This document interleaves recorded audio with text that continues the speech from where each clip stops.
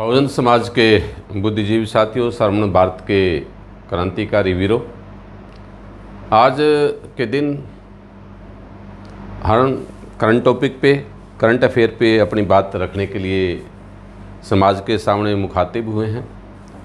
कुछ ऐसे विषय है जिसके ऊपर हमें आज की चर्चा करनी है। वही माननीय नरेंद्र मोदी जी, देश के प्रधानमंत्री, इस देश का बंटाधार या बेड़ा गर्क करेंगे या कुछ आगे कुछ उनको कोई सद्बुद्धि आएगी, इस विषय में तो हम चर्चा करेंगे ही। इस देश के अंदर ऐसा लगता है कि आरएसएस लेड गवर्नमेंट, या ये कहो कि आरएसएस के द्वारा चलाई जाने वाली सरकार हमारे एजेंडे, जो आरएसएस के राजनीतिक शाखा है भारतीय जनता पार्टी, वो अपना विपक्ष भी एनडीए खुद चुनती है और अपना दुश्मन भी खुद चुनती है, चुनाव खुद करती है। अब आप पूछेंगे कि इससे हमें क्या तकलीफ है? इससे तकलीफ इस देश के 135 करोड़ लोगों को, सभी को है। और हम लोग जैसे मोदी और उसकी जुंडली जैसे चाहती है या आरएसएस जैसे चाहती है, हम वैसे ही अपने आप के, उनका गोदी और मोदी मीडिया तो वैसा करता ही है, बाकी लोगों को भी उसका जवाब देने के लिए आना पड़ता है। एजेंडे वो तय करते हैं जो जनता की अदालत में है। जनता के जो एजेंडे है, जब 2014 में मोदी प्रधानमंत्री बनने के लिए जब वो गुजरात के मुख्यमंत्री थे, तो इनका शिमला में एक कार्यक्रम था। इन्होंने एक बात कही, बार बार महंगाई की मार, अब की बार मोदी सरकार। शिमला में 2014 में इन्होंने ये बात कही, इलेक्शन से पहले।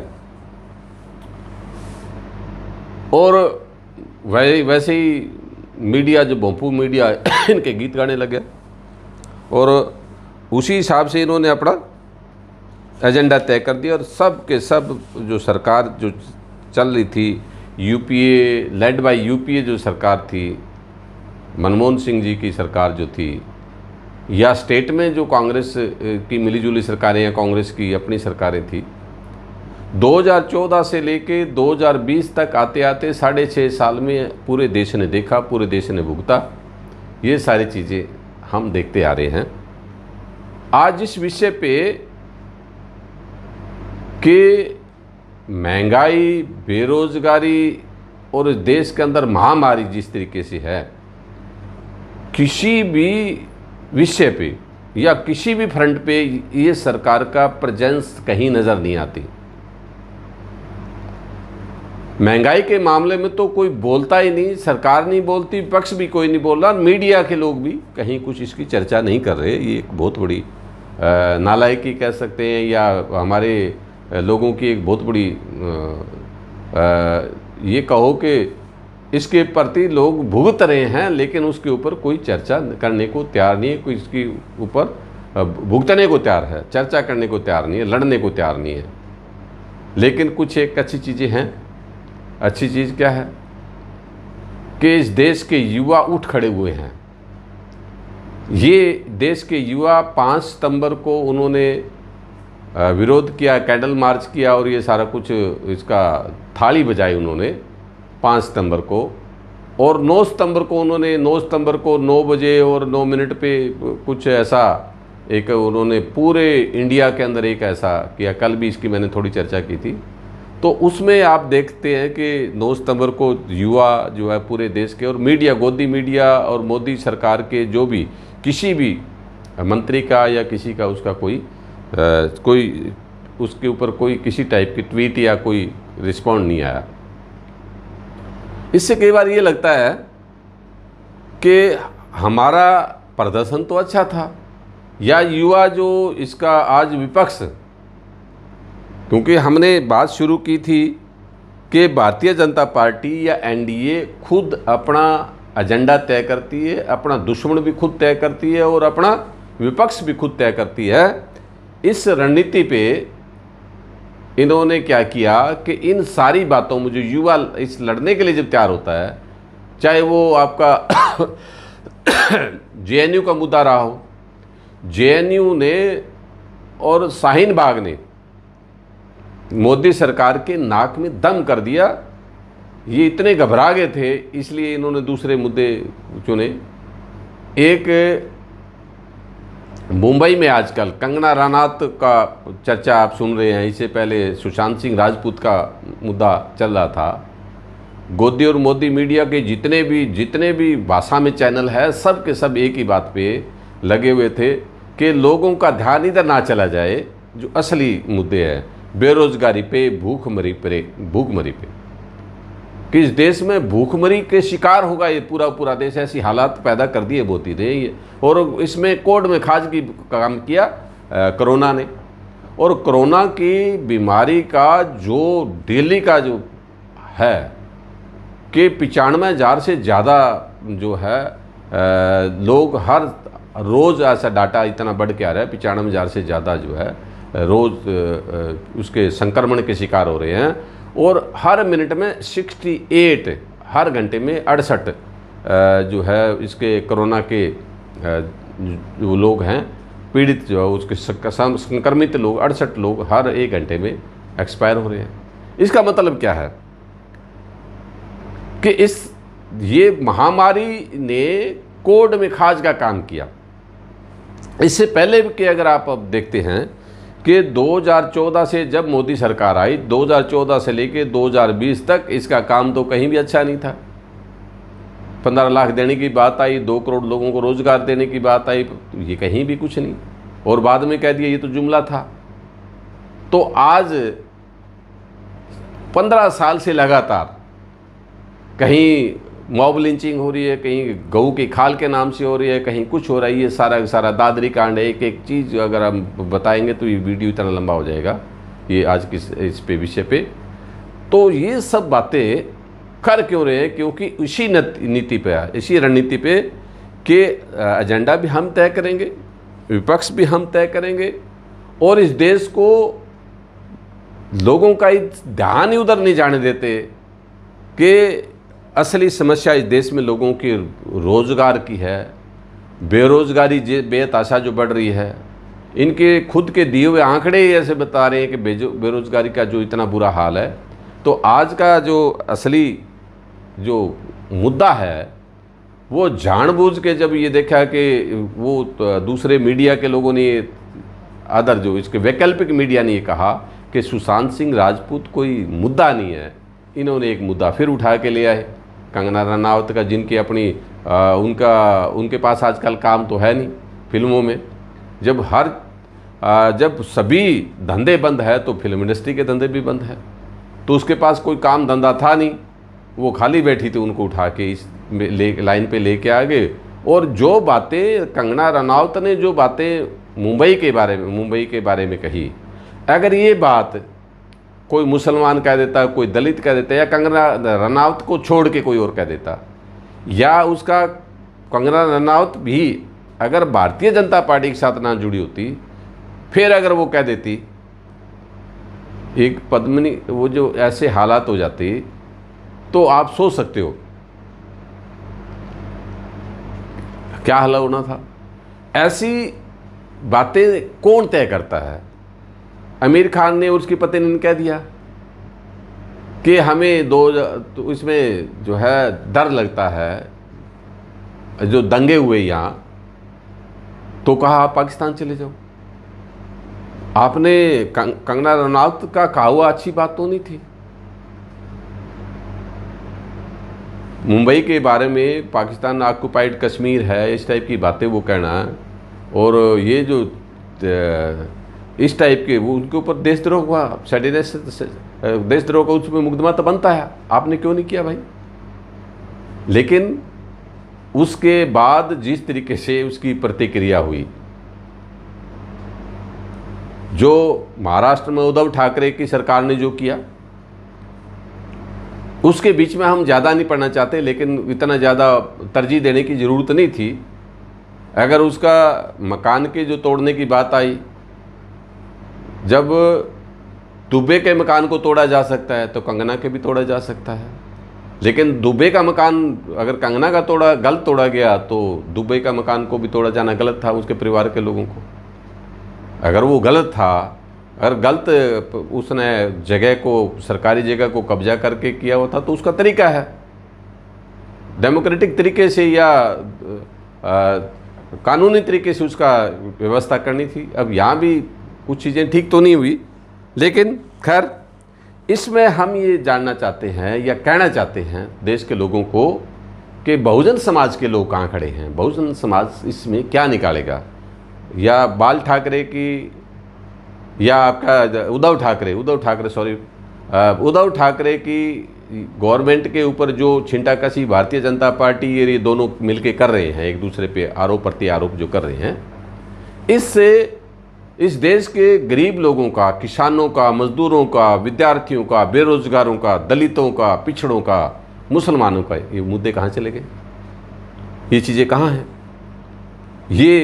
ये चीज़ सामने ना आए, इसीलिए ये सारा कुछ खेल रचा गया है। और ये बहुत गंभीर बात है, इतनी गंभीर बात है कि हम इसके बारे में ज़्यादा सोच नहीं पा रहे, और ये जो चीज़ें हैं वो अच्छी नहीं है। इस सारी स्टोरी में एक अच्छी स्टोरी भी मैं आपको एक कहना चाहूँगा। थोड़ा सा उसमें एक दिक्कत आई है, वो ये कि आंध्र प्रदेश के मुख्यमंत्री है YS रेड्डी, जो YS जगनमोहन रेड्डी है। उन्होंने लास्ट नवंबर में एक अच्छी घोषणा की कि आंध्र प्रदेश में जो सरकारी स्कूल है, सरकारी स्कूलों में बच्चों को इंग्लिश मीडियम फर्स्ट क्लास से, पहली क्लास से लेके छठी तक इंग्लिश मीडियम उनका होगा।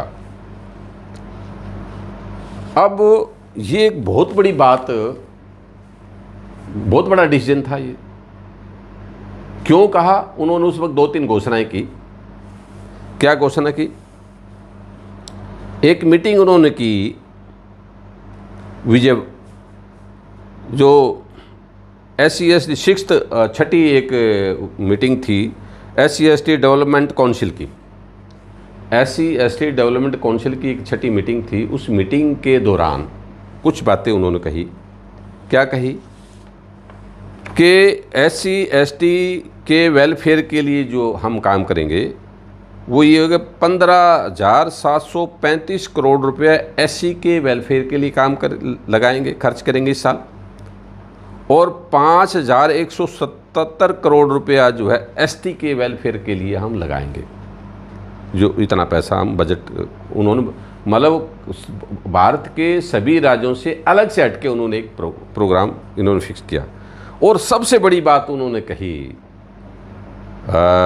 YS जगनमोहन रेड्डी ने,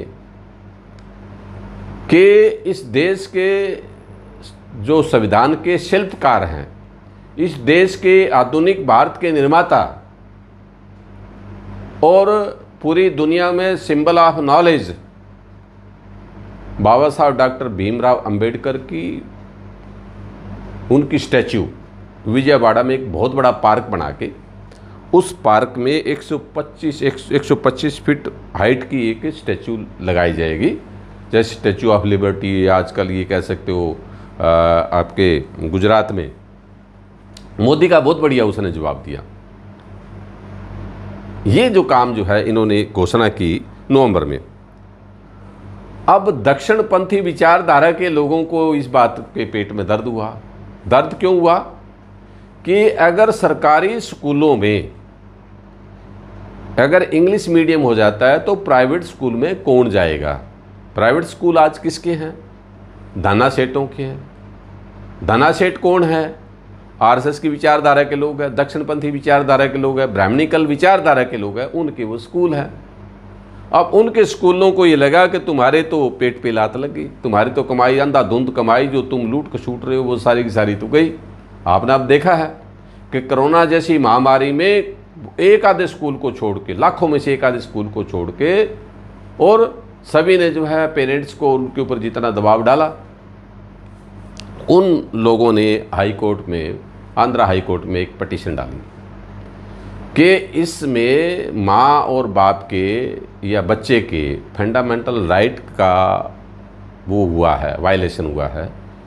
क्यों वायलेशन हुआ है कि उनको पढ़ाई में मीडियम चुनने की, माध्यम चुनने की आज़ादी, कि वो किस भाषा में पढ़े, ये उसको फंडामेंटल राइट है, इसका वायलेशन हुआ है।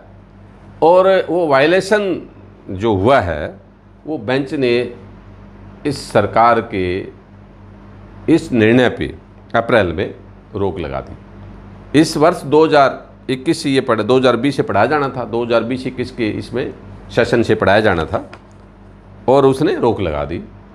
अब क्योंकि आंध्रा गवर्नमेंट को या जगनमोहन रेड्डी सरकार को उधर इसके अपील में जाना ही था, सुप्रीम कोर्ट में आ गई, और सुप्रीम कोर्ट की अपील में उन्होंने कहा कि इस आंध्र प्रदेश के हाई कोर्ट के ऑर्डर को जो है इस पे रोक लगाई जाए। तो उस पर सीधा सीधा रोक तो नहीं लगाई सुप्रीम कोर्ट, माननीय सुप्रीम कोर्ट ने, लेकिन एक काम किया कि 25 सितंबर के लिए जो है वो नोटिस इशू कर दिया, जो लोग इस ऑर्डर के खिलाफ थे, सरकार के इस आदेश के खिलाफ थे, उनके लिए 25 सितंबर को ये नोटिस इशू कर दिया। नोटिस इशू कर दिया उन लोगों को भी, आप आके जो है अपनी पक्ष रखें। सिस्टम तो यही है, लेकिन अगर उस पर हाई कोर्ट के आदेश पर ऑर्डर लग जाता है तो अब इस सेशन में कुछ, हालांकि वैसे तो स्कूलों के सेशन सारा बंद पड़ा हुआ है, लेकिन उन बच्चों को लाभ मिलना था। इसके पीछे कहानी क्या है? इसके पीछे जब वहाँ आंध्रा के साथियों से मेरी चर्चा हुई तो उन्होंने बताया कि ये जो प्राइवेट स्कूल के जो मैनेजमेंट के लोग हैं वो नहीं चाहते कि गरीब बच्चों को सरकारी स्कूल में, अब तो केवल SC ST OBC के बच्चे ही रह गए, SC ST OBC के बच्चे भी इंग्लिश मीडियम में पढ़े, ये वो लोग नहीं चाहते। अगर कोई पढ़ना चाहे तो हमारे स्कूल में आए, प्राइवेट स्कूल में आए।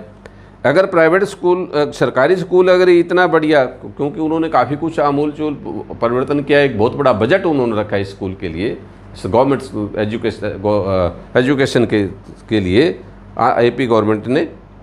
तो वो जो चीज़ें हैं उनको दिक्कत महसूस हुई, उन लोगों ने इसमें जो है आके और ये अड़ंगा इसमें डाला। तो अब इसका देखते हैं 25 सितंबर को क्या निकल के आता है। तो ये जो आपके YS जगनमोहन रेड्डी जी की जो मैं ये तारीफ़ ही करूँगा कि उन्होंने इनिशिएटिव लिया। और सबसे बड़ी बात ये है कि 14 अप्रैल 2021 को बाबा साहब के जो स्टैचू का अनावरण करेंगे, पार्क का अनावरण करेंगे, तो वो नोएडा में और लखनऊ में जो पार्क बनाया था साहब कांशीराम जी के निर्देश पे, वहाँ की मुलायम सिंह सरकार में जो फाउंडेशन स्टोन रखा गया, बाद में चलो मायावती जी ने उसको पूरा किया, जो बजट वहाँ लगा के जिस तरीके से बनाया गया, आपने देखा है या नहीं, लेकिन मैं उस पार्क में गया हूँ, उसके देख रेख ढंग से नहीं हुई। और दूसरा, उस पार्क में जो निर्माण हुआ उसमें ज़्यादा अच्छी सामग्री, क्वालिटेटिव सामग्री उसमें नहीं लगी। मटेरियल वहाँ के जो ठेकेदार है और वहाँ के इंजीनियर है, उन्होंने उसमें बहुत बड़ा पैसा कमाया। वो एक जांच का विषय है कि उसमें जो है आज नट बोल्ट लगा के उनके पत्थरों को रोकने की कोशिश की जा रही है, बाद में रिपेयर जो हुई है उसमें ढंग से पत्थरों को, मतलब वो उसमें स्टोन जो लगाया है वो ढंग से नहीं लगाया। तो वो एक लखनऊ के पार्क की, ये बाबा साहब के पार्क की जो हालत है वो ये है। तो मुझे लगता है कि YS रेड्डी जो है, YS जो जगनमोहन रेड्डी की सरकार इसमें एक अच्छा काम कर रही है, और जो श्रवण भारती भी उनको साधुवाद देता है। इसके बाद एक घटना और है कि हरियाणा में एक रोहतक डिस्ट्रिक्ट के मोखरा गांव है। मोखरा गांव में एक बच्ची, दलित समाज की बच्ची है, एससी है, नाबालिग है वो बच्ची, और नाबालिग थी। 4 साल पहले से एक गांव के दबंग किस्म के कुछ बच्चे बिगड़ैल उस बच्ची के पीछे लग गए, और वो सारी, इसमें आपको वीडियो आप देखेंगे, उसमें देखेंगे कि उन बच्ची के साथ जो कुछ हुआ वो, उसके बारे में लगातार गांव की पंचायत ने 4-5 बार ऐसे मौके आए जिस पे उसकी करतूतों को सामने रखा। बच्ची ने घर पे आके बताया, पेरेंट्स के, सारा कुछ, ये सारी स्टोरी उसमें बच्ची अपने मुंह से बता रही है। और उसके बाद पीछे शादी थी, लास्ट वीक शादी में दुल्हन को, वो हालांकि माइनर एज की लड़की है, वो अभी शादी, अब इस डर से रिश्तेदारों ने और गांव के लोगों ने कहा कि तुम शादी कर दो। और पहली बार भारत के स्वतंत्र इतिहास में, इससे पहले एक कोड़ा पूजन का रिवाज था ब्राह्मणिकल सिस्टम में, कि जब कोई दुल्हन वो आती थी तो उसको 2-4-10 दिन जो है जागीरदार के पास, उस ब्राह्मण के पास, सामंत के पास सेवा देनी होती थी, वो वहाँ रहती थी। ये तो एक उस काला सच है वो अध्याय, जो तो इतिहास का एक काला सच है, वो उसके ऊपर मैं चर्चा नहीं करना चाहूँगा। लेकिन ये उससे भी क्रुशियल घटना कलानौर, रोहतक के कलानौर विधानसभा है, कलानौर कस्बे में आके उन्होंने गाड़ी को ओवरटेक किया, गाड़ी को ओवरटेक करके और उसको बच्ची का दुल्हन जो जिस गाड़ी में, डोली जो थी, और उसमें गाड़ी आगे अड़ा के और दूल्हे को मार पिटाई की, और दुल्हन को उठा के, वो लड़की उठा के ले गए। रास्ते में उसके साथ 4-5 लोग थे, और वो जो उसके साथ जो कुछ रास्ते में जाते हुए रेप हुआ, और उसके बुआ के पास उसने छोड़ दिया सोनीपत में किसी गांव में, वो अभी बता रही है अपने मुंह से। लेकिन जो बात मैं इसे उठाना चाह रहा हूँ वो ये कि इस जो सरकार है, हरियाणा सरकार के जो अधिकारी हैं, पुलिस के जो लोग हैं, उनका रवैया अच्छा नहीं था। इसमें बहुजन आंदोलन की एक कार्यकर्ता है, एक नेता है, श्रीमती कांता आलड़िया ने इस लड़ाई को भरोसा दिया है लड़ने का। वो इसमें पहुंची है पीड़ित परिवार के पास, और पीड़ित परिवार के लोगों ने भी उसमें विश्वास जताया, उन्होंने एफिडेविट दे के उससे लड़ने के लिए मांग की है। तो हम एक बार फिर उनको साधुवाद देते हैं, और समाज के जो साथियों, जो समाज के लोग हैं जो इस बात की चर्चा करते हैं, उनको भी एक आह्वान या एक चेतावनी है कि हमारा समाज के जो बच्चे अब पढ़ रहे हैं ना, उनको पढ़ने के लिए बहुत सारी ऐसी समस्याएं पैदा कर दी गई है, ऐसी हालात पैदा कर दिए गए हैं। उसके लिए बच्चों को आत्मनिर्भर बनाना जरूरी है, उनको आत्मरक्षा के गुण सिखाना जरूरी है। आत्मरक्षा के गुण सिखाने के लिए हमने जो है पीछे 26 जून को राजऋषि साहू जी महाराज के जन्मदिन पे PS पंचशील श्रमण संघ की स्थापना की थी। वो इसी बात को सोच के, ऐसे रिजल्ट ना हो, ऐसे हमारी बच्चियों के साथ ऐसा ना हो, उसके लिए आत्मरक्षा के गुण सिखाने के लिए, जो उनको आत्मरक्षा के वो सारी चीज़ें सिखाने के लिए ये एक हमने एक कार्यक्रम की शुरुआत की थी। तो इसका केवल ये इलाज है। दूसरा तो साहब कांशीराम जी ने एक बार कालका चुनाव में एक बात कही थी कि कालका उपचुनाव था, बाई इलेक्शन था, तो भाई इंग्लिश की टाइम्स ऑफ इंडिया की एक कॉरेस्पॉन्डेंट थी, उसने पूछा, कांशीराम जी आप कहते हो इस देश में अगर दलित शासक होंगे तो बहन बेटी के साथ बलात्कार नहीं होगा, ये कैसे मुमकिन है? तो उन्होंने एक सीधा सा सवाल किया, उनका शैली थी साहब कांशीराम जी की, कि कभी भी शासक जमात के साथ कभी भी जुल्म ज्यादती नहीं होती। जैसे थोड़ी सी धमकी दी कंगना रनौत को, और शासक जमात से जुड़ी हुई थी, तो उसको जो है कितनी बड़ी VIP वो दे दी, वाई लेवल की जो है उसको सिक्योरिटी दे दी, सिक्योरिटी उपलब्ध करवा दी। तो क्या एक बहुत बड़ी बात कांशीराम जी ने कहा कि आपने सुना है कि मुट्ठी भर अंग्रेज देश में थे, उनकी बहन बेटी के साथ कभी कोई रेप नहीं हुआ, क्योंकि मैं इस समाज को शासक बनाना चाहता हूँ। तो समाज के बहुजन आंदोलन के साथियों को, समाज के लोगों को मेरा सलाम कि अब भी सुधर जाओ, अभी वक्त है। केवल शासक बन के इस लड़ाई को या ऐसी चीज़ों से बचा जा सकता है। तो ये वीडियो आप देखेंगे और वीडियो देख के जो है आपको दुख भी होगा। एक बहुत शर्मसार कर देने वाली, नीच से घटिया वो हरकत है। तो इसको आप एक बार देखिए वीडियो की बात, इसके बाद आप इसका निर्णय लेंगे। तो कल इसी वक्त रात 10 बजे हम फिर मिलते हैं। मेरे ज़बरदस्ती मेरे घर पे घुस जाता था और मुझे ब्लैकमेल करता था कि अगर बात नहीं करेगी तो तेरे घर वालों को मार दूंगा, ये कर दूंगा। स्कूल जाती तो स्कूल में पीछा करता, स्कूल में घुस जाता और घर वालों को मारने की धमकी देता था। और अब मेरी शादी थी, घर वालों ने दुखी होकर मेरी शादी थी मेरी 24 अगस्त को। तब उन्होंने हमारी जिस गाड़ी में हम जा रहे थे उसका अपहरण कर लिया और मेरे को ले गए और गाड़ी में मेरा बलात्कार किया। उन्होंने बलात्कार करके उसने अपनी बुआ के घर पे छोड़ दिया मेरे को। मैं बेहोशी की हालत में थी, मेरे को कुछ पता नहीं था मेरे को कहाँ लेके जा रहे हैं, क्या कर रहे हैं। फिर वहाँ पे जाके उसकी बुआ की लड़के की वाइफ ने मेरे कपड़े चेंज कराए और मेरे कपड़े जो भी थे वो धुलवाए।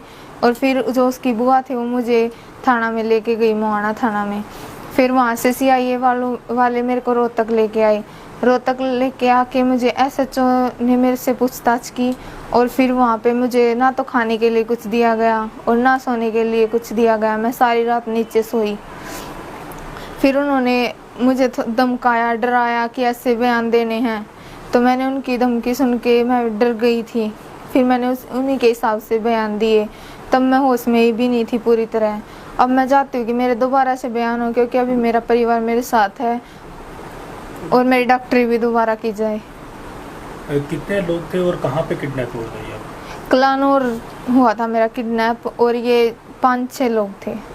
तो सभी ने गलत काम किया थे? सर 2 लड़कों ने तो मेरे हाथ पकड़ के रखे थे और जो मेन था उसने मेरा रेप किया था। और ये कब से कर रहा था? कब से? और ये 2.5-3 साल से मेरा जबरदस्ती कर रहा था मेरे साथ। कभी मेरे घर में घुस जाता और मेरे को बलात्कार कर देता। गांव में पंचायत भी हुई थी सामने? हाँ, 2-3-5-6 बार पंचायत हो चुकी है इस मामले में। फिर वो राजीनामा कर देते हैं और हाथ जोड़ लेते हैं, फिर वहीं से फिर दोबारा से वही काम है इनकी। तो आज आप मैडम से मिले? हाँ, मैम से मिली हूँ मैं। मैम ने हमारी बहुत हेल्प की है और अब मैं चाहती हूँ कि मेरे बयान दोबारा किए जाएं। आज मोखरा गांव का जो प्रकरण है और उस घटना से प्रदेश में नहीं पूरे देश में एक हड़कंप मचा था कि दुल्हन की जो डोली है वो गाड़ी समेत उठा ली जाए, प्रण किया जाए। वो परिवार, वो पीड़ित किशोरी बेटी और ससुराल वाले सब आज मेरे पास ये एक शिकायत लेकर आए हैं और इन्होंने बाकायदा पूरी फैमिली ने एफिडेविट दिया है और इन्होंने लिखा है कि बहन जी 24 तारीख को हमारी बेटी का अपहरण हुआ था। 25 तारीख की रात तक हमारी बेटी पुलिस के साथ रही। बरामद होने के बाद SHO कलानौर ने परिवार के ऊपर भी और बेटी को भी अपनी कस्टडी में रख के पुलिस की में उसको डराया, धमकाया और ये कहा कि तुमने मजिस्ट्रेट के सामने, डॉक्टर के सामने ये नहीं बोलना कि मेरे साथ बलात्कार हुआ है। अगर तू ये बोलेगी, डॉक्टरी करवाएगी तो तेरी ससुराल वाले तेरे को लेकर नहीं जाएंगे, तेरी शादी टूट जाएगी। लड़की घबरा गई, डर गई, मैं क्या करूं, किधर की भी नहीं रही मैं तो।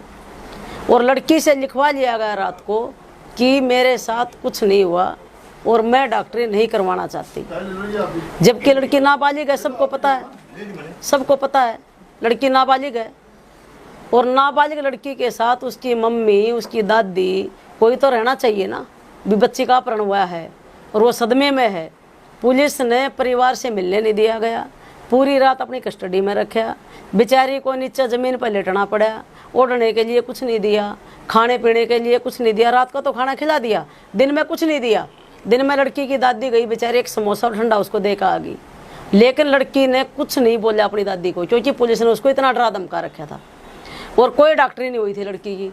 4 बजे जब मैं पहुंची हूँ महिला थाने में, मेरे को देख के पुलिस ने बड़े आबड़तोड़ मामले में लड़की की माँ को बुलाया और ये डॉक्टरी करवाने के लिए सिविल हॉस्पिटल लेके गए। वहाँ भी SHO ने लड़की के पिताजी को बोल दिया कि डॉक्टरी नहीं करवानी है लड़की की, नहीं तो तेरी लड़की का घर नहीं बसेगा। तो कहने का मतलब ये है कि SHO को क्या ज़रूरत पड़ी थी कि बच्ची को धमकाए, जिसका अपहरण हुआ सदमे में है। पुलिस का क्या कर्तव्य बनता है? पेरेंट्स आपके पास आ जाए हैं? ये मेरे पास कई दिनों से चक्कर काट रहे थे, आज ये एफिडेविट लेकर आए हैं। लड़की खुद भी आई है, लड़की अपने बयान भी दे रही है, और लड़की ने मेरे को जो घटना बताई उससे पूरा देश हिल जाएगा इसके साथ जो घटना घटी है। और पुलिस क्या कहती है कि इनका अफेयर था। ये पुलिस ने मोटी रकम खा ली दरिंदों से, जो भी हैं उन लोगों से मोटी रकम खा के केस को घुमा दिया। ना लड़की की डॉक्टरी होने दी, डॉक्टर को कुछ नहीं लिखने दिया, और ना ही लड़की के मजिस्ट्रेट के सामने बयान होने दिए। अब परिवार और लड़की चाहती है कि भी मैं बिल्कुल बेखौफ होके, मेरे ऊपर किसी का कोई दबाव नहीं, मैं पुलिस कस्टडी में नहीं हूँ, मैं अपने परिवार के साथ हूँ, मेरे दोबारा से मजिस्ट्रेट के सामने बयान हो, मेरी डॉक्टरी हो। क्योंकि मेरे साथ जब 13 साल की थी तब से ये लड़का घर में ज़बरदस्ती घुस के ज़बरदस्ती बलात्कार कर रहा है, और 6-7 बार किया है, एक बार नहीं। ये लड़की ने मेरे को बताया है, और पुलिस ने सारी घटना को दबा दिया कि तेरी शादी टूट जाएगी, डरा दिया। ये बेचारे गरीब आदमी, इनकी सुनने वाला कोई नहीं है। आपको पता दबंगों का राज है, दबंगाई चलती है। पुलिस में ये बेचारे गए जून में, वहाँ इनकी कोई नहीं सुनी, वहाँ इनका राजीनामा करवा दिया। गांव में बार बार सब लोगों को बताया, परिवार वालों को बताया, बार बार कहते रहे कुछ नहीं करेंगे। स्कूल में जाकर लड़की को टॉर्चर किया, अश्लील इसकी वीडियो बनाई, फोटो बनाए, लड़की को ब्लैकमेल किया। अगर तूने मुंह खोला कुछ बोला, जो तेरे साथ हो रहा है तेरी बहन के साथ भी करूँगा, तेरे बाप को मारूंगा, तेरे भाई को मारूंगा, और सबको गोलियों से भून दूंगा। जो मैं कह रहा हूँ वही करती जा। लड़की को फ़ोन दे दिया, अपने सिम का, अपने नंबर का जो भी है, लड़की को फ़ोन दिया कि डेली मेरे से बात करके सोएगी, जिस दिन बात नहीं करेगी तेरे घर में घुसूंगा। और लड़की ने जब बात नहीं की तो घर में भी घुसा, जिसकी रिपोर्ट भी कराई, पुलिस ने कोई कार्रवाई नहीं की।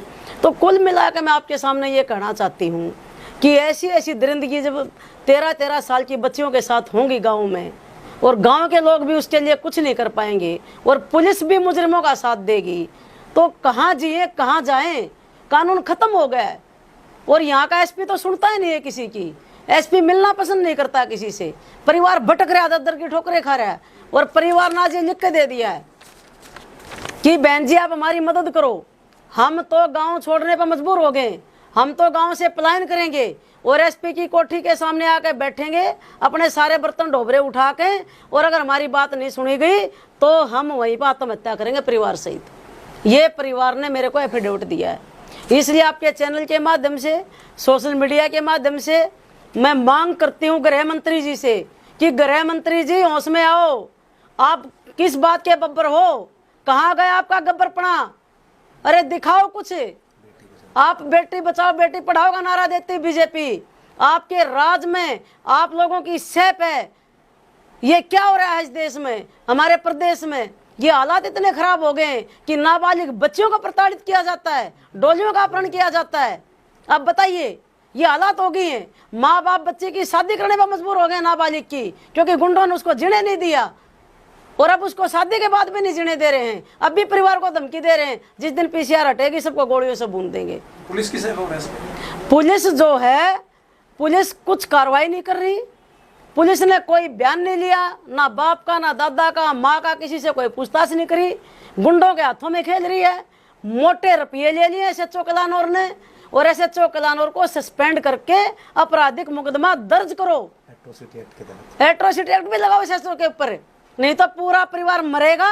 उसकी जिम्मेदारी SHO और यहाँ के SP की होगी। ये मैं क्लियर शब्दों में कह रही हूँ। अभी आपके पास आए हैं तो क्या करेंगे आप? किस तरह से? अगर सरकार नहीं सुनेगी, मैं, हमारी पूरी कमेटी और समाज, हम बच्चियों को न्याय दिलाने के लिए किसी भी हद तक जाएंगे, और इनके साथ जी जान से खड़े हैं आखिरी समय तक। जब तक न्याय नहीं मिलेगा और इनको फांसी नहीं चढ़ाया जाएगा, चाहे हमें सुप्रीम कोर्ट तक जाना पड़े, हम पीड़ित परिवार के साथ और उस बेटी के साथ खड़े रहेंगे। तो आपने मनीराम जी को सुना।